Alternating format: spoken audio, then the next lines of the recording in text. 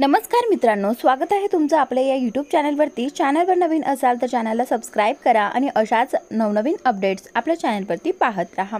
चला तर मग आपण आपल्या भागाला सुरुवात करूयात। सिद्धूची आई सिद्धू जेव्हापासून घराबाहेर आहे तेव्हापासून रडतच असते, कारण तिला असं वाटत असं की तिच्या मुलाने पुन्हा घरी वापस यावं।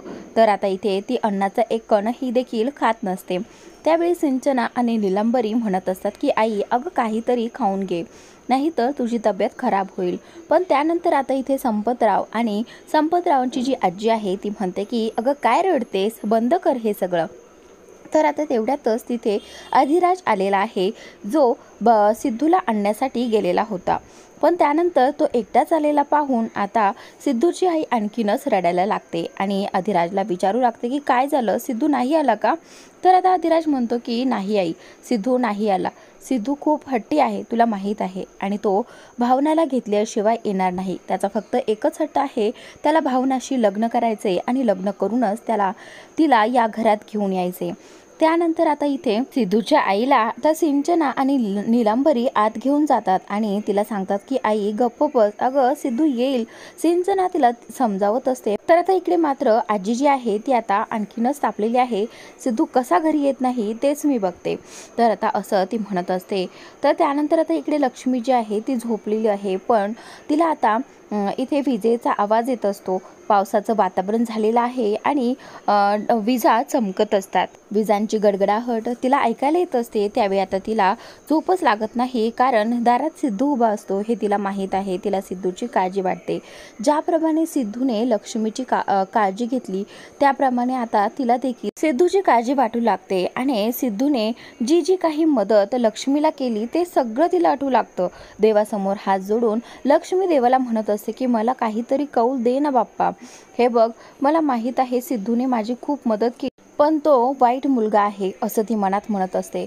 त्यानंतर सिद्धूने कशी तिला मदत केली ते सगळं तिला आठवतं, पण त्या मदतीमधून तिला एकदाही असं वाटलं नाही की त्यात स्वार्थ आहे म्हणून। इकडे आजी जी आहे ती आता संतोषला फोन करते आणि आजी आता संतोषला पैशाबद्दल बोलत असते।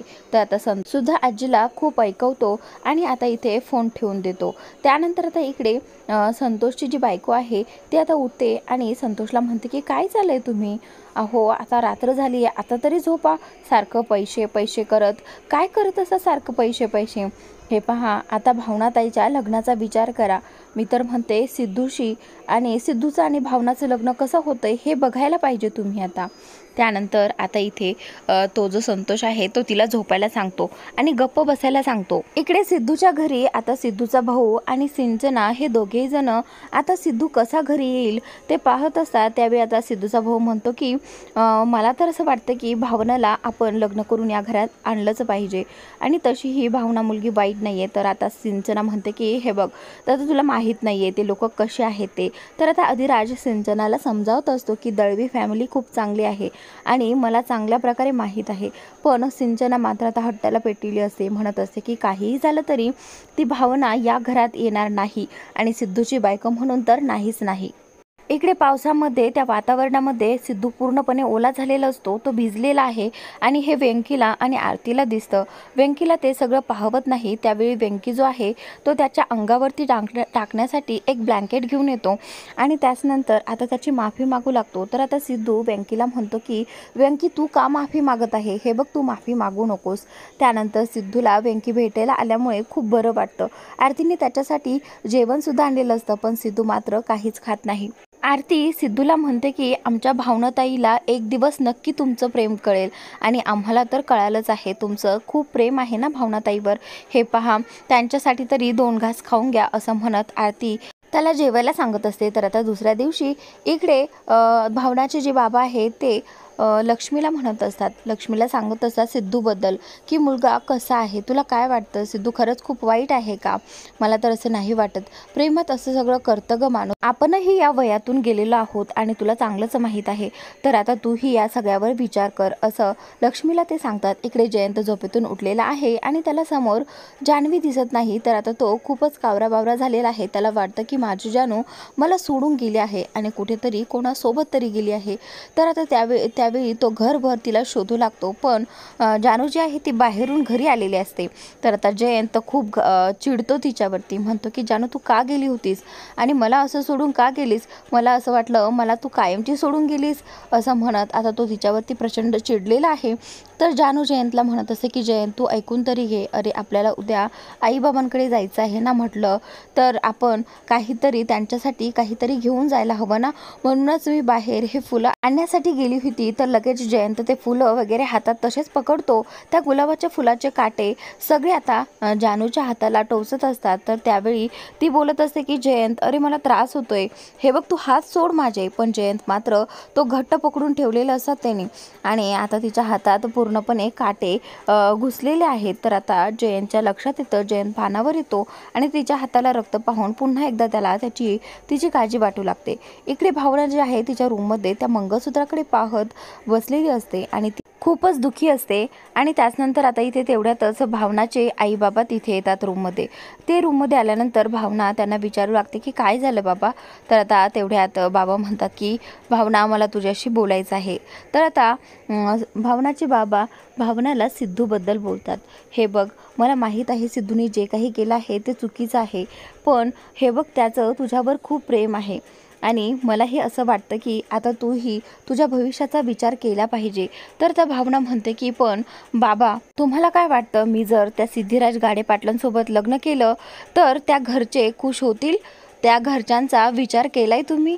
तर आता इथे बाबा जे आहेत ते भावनाला समजावत असतात, म्हणत असतात की सगळं काही व्यवस्थित होईल आणि भविष्यात पुढे काय होणार आहे काय नाही ते आपल्यालाही माहीत नसतं। तर आता इथे भावनाची बहिणी संतोषची बायको हे सगळं ऐकत असते आणि म्हणत असते की आई बाबा तुम्ही एकदम योग्य निर्णय घेतलाय आणि हाच निर्णय घेतला पाहिजे होता, कारण तिला दिसतंय की सिद्धूच्या मनात भावनाबद्दल किती प्रेम आहे ते।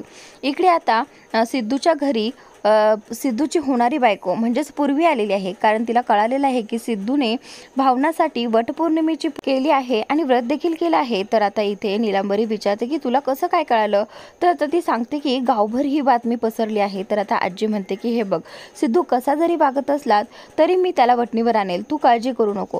तर आता पूर्वी म्हणते की हे असं वागल्यानंतर तो माझा विचार कसा काय करेल। त्यानंतर आता इकडे जयंत आणि जानू दोघेही जण बॉर्डर आवरत असतात। तेवढ्यात जानू म्हणत असते की मला ना भावनाताईकडे जायचं आहे, खरं तर तिला माझी सध्या खूप गरज आहे, तिला माझ्याशी काही शेअर करायचं असेल। तर आता जयंत जो आहे तो जानूला म्हणत असतो की अगं ती बोलेल ना कोणाची पण, आणि तसंही घरात खूप जण आहेत। तर आता जानू म्हणते की नाही जयंत ती फक्त माझ्याशी शेअर करते। त्यानंतर आता इकडे जयंत जो आहे तो मध्येच जानूला तिच्या मित्राबद्दल मॅडबद्दल बोलू लागतो, म्हणतो की जसं की नाही असेल कुणीतरी मॅड वगैरे। त्यानंतर असं बोलल्यानंतर इथे जानूला आता प्रश्न पडतो की हा मॅड वगैरे काय म्हणतोय। त्यानंतर तिला कळतं की याला मॅडबद्दलच विचारायचं आहे। जयंत आता मध्येच जानूला विचारतो की जानू तुझ्या फ्रेंड्सची नावं काय आहेत ग, म्हणजे तुझे फ्रेंड्स आणखीन कोण कोण आहेत। तर आता जानूच्या लक्षात येते की हा चौकशी करतोय, नक्कीच याला मॅडबद्दल ऐकायचं आहे। तर आता जानूला कळत नसतं की काय सांगावं आणि काय नाही ते। तर आता जानू जी आहे ती तिच्या मैत्रिणीचं नाव सांगते, तन्वीचं। तर आता जयंत जो आहे तो म्हणतो की म्हणजे तन्वी आणि आणखीन कुणी नाही आहे तुझे फ्रेंड। तर आता जानू म्हणते की नाही। तर आता जयंत म्हणतो की ठीक आहे तू रिलॅक्स हो, मी तुझ्यासाठी कॉफी घेऊन येतो। तर आता जानू जी आहे ती लगेचच तन्वीचा नंबर आपल्या मोबाईलमधून डिलीट करून टाकते, कारण तिला माहिती आहे की तन्वीला हा जयंत नक्की विचारणार मॅडबद्दल। त्यानंतर आता पुढे इकडे भावनाचे बाबा जे आहेत ते सिद्धूसाठी चहा घेऊन आलेले आहेत, तेही गेटच्या बाहेर। सिद्धू तसाच गेटपाशी बसलेला असतो। त्यानंतर सिद्धू त्यांना पाहून खूपच खुश होतो, कारण सिद्धूला कळते की त्यांनी त्यांच्यासाठी चहा आणला आहे। तर आता भावनाचे बाबा म्हणतात की हा चहा लक्ष्मीने पाठवला आहे। सिद्धू लगेचच दोघांचा आशीर्वाद घेतो आणि बाबांना विचारतो की बाबा मला माफ केलं। त्यानंतर आता इथे दोघंही त्याला आशीर्वाद देतात, पण त्यावेळी लक्ष्मी म्हणते की नाही मी तुला माफही केलं नाहीये आणि जावई सुद्धा मानलेलं नाहीये, फक्त या लग्नाला परवानगी दिली आहे, असं म्हणत आजचा भाग इथे संपलेला आहे। पुढील भाग पाहण्यासाठी आपल्या YouTube चॅनलला सबस्क्राईब नक्की करा।